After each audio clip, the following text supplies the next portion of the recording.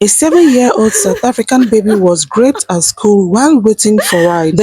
There's a 7-year-old child who got sexually assaulted last year around October at her school. Hopefully this is going to bring attention, awareness, and hopefully even bring justice for the child. We need the whole world to know that AfriForum, an NGO in South Africa that mainly focuses on the interests of white Afrikaners, is willing to protect a potential predator. This South African woman is out here seeking justice for her 7-year-old daughter that was raped in school, allegedly. So they conducted the tests on caretaker, on the driver, and all of them came out free. Like it's not matching. You understand? You remember principal told where they will conduct tests on, and principal say, "Lie, it no go happen." I used the torch, the torch on my phone because there was load shedding. I said, "Okay, you come this side so that I'll be able to check your palms." And she came. I asked her to kneel on her bed because I wanted to check her palms. And then what I discovered is something that it will never erase on my eyes. The anus was not tight, and the size of the anus was of the size of a tissue, like this one. Demand justice! Demand justice! Demand justice! A 7-year-old South African baby was raped at school while waiting for ride. The caretaker and the driver cooperated and were cleared, but the principal refused to give samples. He initially tried to silence CWECWE's mother and blamed her. It's also suspected that CWECWE was drugged. The school prioritizes its reputation over seeking justice. This little baby deserves justice, and someone must be held accountable. There's a 7-year-old child who got sexually assaulted last year around October at her school, and justice has not been served till today.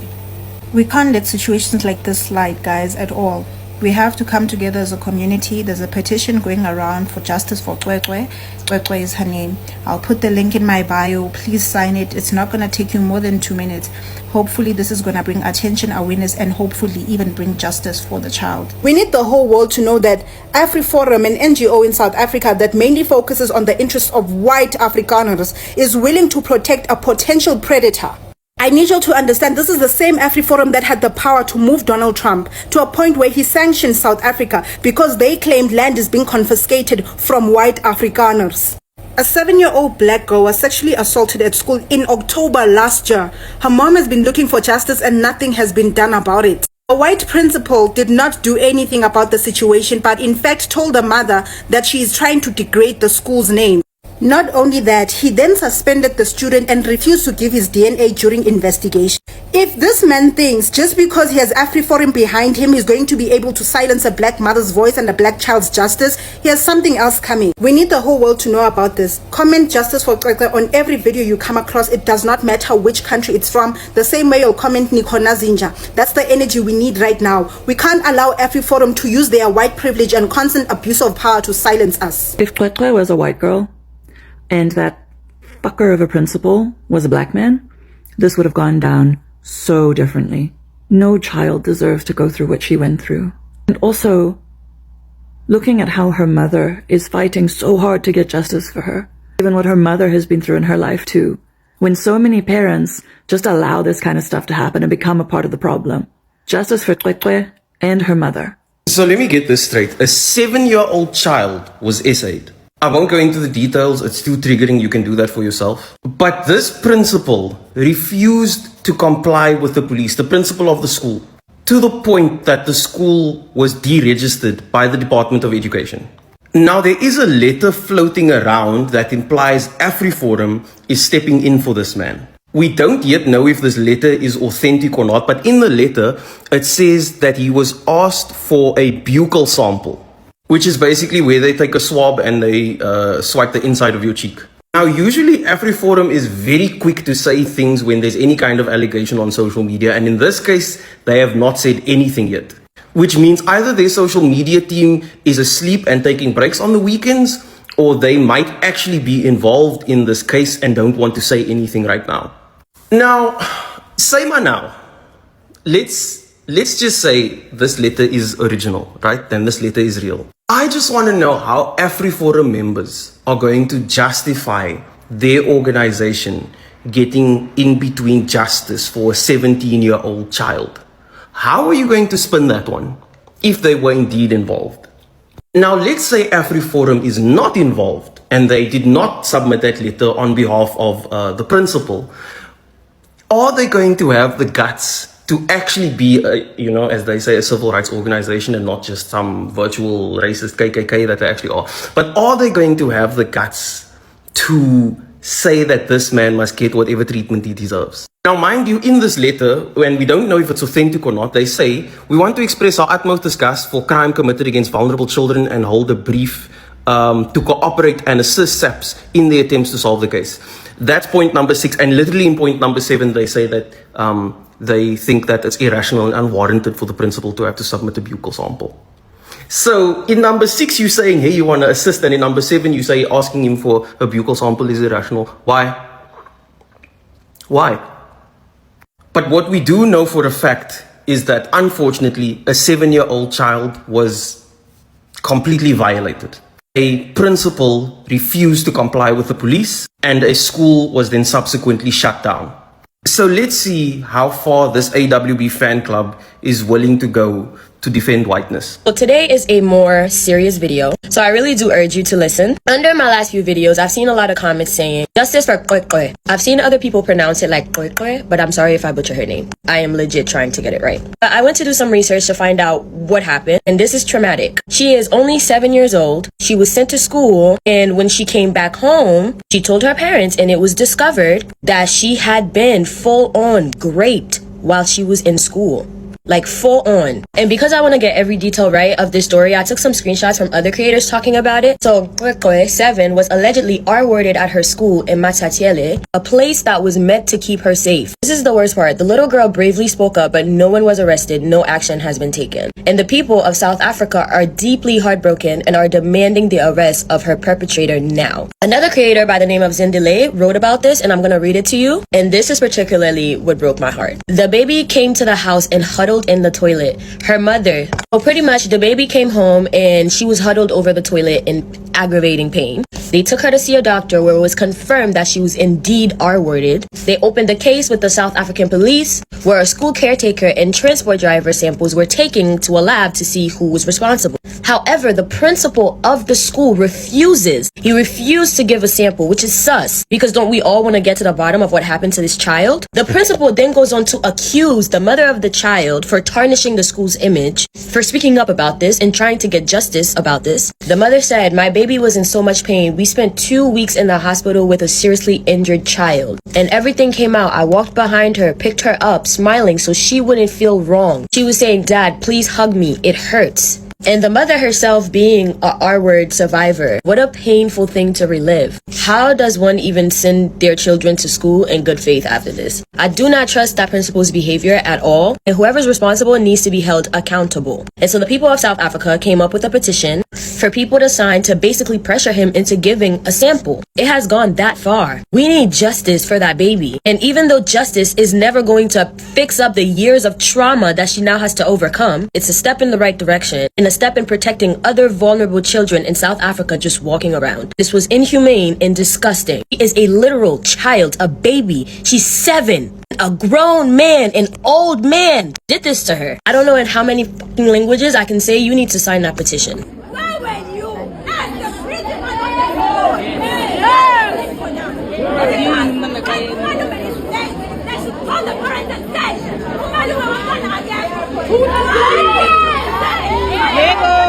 why did you call her mother?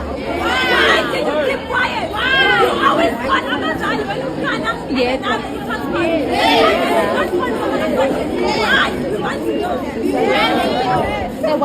This South African woman is out here seeking justice for her 7-year-old daughter that was raped in school, allegedly. So how this matter take come out? Now the woman could not bear it again, so she have to finally come out and speak out and seek for justice for her 7-year-old daughter. According to her, in a story which she posted on the internet, she talks say this her daughter go school. So on the day where the daughter go school, the daughter no come back early. The daughter come back in the towards evening time. She was supposed to come back on time, but she didn't come back. But they couldn't worry or ask for that question because that day was a busy day for her and the family, because the father slaughtered a pig which he was supposed to use for her birthday, because the next day is going to be her elder brother's birthday. So it was a busy day for them. So while they were preparing for this birthday, they slaughtered the pig. They even had some of it to take, some portions to eat, right? So they ate some portion of it, of which later on the daughter started complaining of having running stomach. She said she was complaining that her stomach was paining her, so she kept going to the toilet. She's trying to poo, but the poo is not coming. Yeah. So the mama says she no really bother. She can't say maybe na the pig where the girl eat, the what did they call her? Now the meat where she chop, now make her they get that running stomach, so it goes subsides, make the pikin no worry. Even because of that, she can't even say make their helper, because they get helper where they help them for her. So make the helper sleep with the girl for the same room, because the girl and the son, the boy will go do birthday, they sleep for the same son with their helper. So make she sleep there so that she could help her. They check on the girl. She said she even tell the girl, say if anything happen, if the girl see they compliment, they can't wake her up from sleep. You understand? So now, so in the morning, the girls and the helper, sorry, she can't. They tell the mama, say this pikin still wake up in the night. They try to poo and the poo no they come. Until even during the daytime while they were busy trying to fix things for the birthday, the papa to come again, can't call the mother, say see, oh, make the mother can't check this girl thoroughly, because this girl they try to poo and poo no they come out, and she been they try to go toilet several times. Now the mama can't carry torchlight. So okay, make the pikin climb beds, make she open up, because the girl they complain of pain. She just they complain of several things which they go through. You understand? But she not really tell the mama, say see wetin happen in particular. Now the mama can tell her, say climb bed or carry touch. Wetin the mama see for there? Hey, wahala. Now the mama fear can grab her. Wetin she see for there? She say as she carry touch, like say everywhere open very wide, like tissue. You know the roll where they take roll tissue paper. You know how that hold there? She say na so everywhere there for there. Hey. She said even still like that, it not occur to her, say this one a case of rape or anything. Like she see they try figure out wetin go really happen to this girl, because all her thinking, I be say, now the pork meat where the girl eats, now they cause all these things to her. You understand? So now so she can't even see the peckles too, now so that one too open wide. Now there now she can't say this one don't pass power, or they need to rush this girl to hospital. Now so she report her to the father, can't see, they can't say this thing no be something they supposed to take lightly. Now they can't go to school, they can't go tell the principal. So she said she knock on the school gates, one lady can't come out, she can't tell the lady, say see, oh this their picking no well, so they go hospital, the picking no go fit attend school. Now there they can't go police station, they can't go report the case. Now police can accompany them to hospital, they can't go conduct several tests, only for them to find out there from the test that say now rape, now they rape this girl. Hey. Now so they can't they ask the girl no can really get idea of what really happened. So they can't conduct several tests. They can't find out say really now waiting them do this girl be that. So now so they can't drive back to the school, right? Police can't go carry principal, carry caretaker, because they get caretaker, carry this thing and the driver, because now them be the suspect, you understand? So they back all the suspect, they can't tell them, say, so since this kind of thing happen now them be suspect. So what thing they go do to find out the truth? They are going to conduct a DNA test with the semen they took from the girl's body. You understand? So if the one way match, now they gonna say that this person now commit that atrocity. Guess what? Everybody agree except principal waiting happen. So they conducted the test on caretaker, on the driver, and all of them came out free. Like it's not matching. You understand? You remember principal told where they go conduct test on, and principal say lie, it no go happen. So what do you guys think? And now South Africans are not taking this lightly. They are out here seeking justice. They are seeking justice for CWECWE. What is happening? She said, Mama, I couldn't sleep at night. I woke up three times because my palms are very painful. I said, oh, okay, no, it's fine. I used the torch, the torch on my phone because there was load shedding. I said, okay, you come this side so that I'll be able to check your palms. And she came. I asked her to kneel on her bed because I wanted to check her palms. And then what I discovered is something that it will never erase on my eyes. The anus was not tight, and the size of the anus was of a size of a tissue, like this one. So this is what happened. Still, rape stuff or whatsoever, it never came into my mind. I asked my husband to come and see because I don't know what is happening with the child now because she's in pain and she's crying. And I can see poop from far, but still she says it doesn't want to come out. And then I decided to take her to the GP. That's where it was discovered that the child has been raped, because even the doctor checked, even with her private part, like the one in front, she said no, there are injuries here and there are fluids with the GP now. So we are referred to a psychologist and also to go and see and report the case to the police. And then we went to the psychologist. Unfortunately, on the day, they said no, we should book an appointment, so we had to drive straight to the police station. While I was driving to the police station, I was like, okay, let me just pass by the school so that I tell maybe the class teacher that my daughter is not fine and she's been raped. So now I went to the school, I rang the bell at the gate. At least the clerk came out. I don't know if the clerk or secretary, but the lady came out, and I told her that no, we are facing such an incident back at home. The child is here in the car. She cannot walk because she couldn't walk at the time. Now, so we went straight to the police to report the incident. We attended and we were escorted to Tuzela now, to the hospital. And the child was questioned by the social worker on what happened. And the day that we focused on, it was on a Tuesday, the 15th now, not the 14th, when she came back late from school.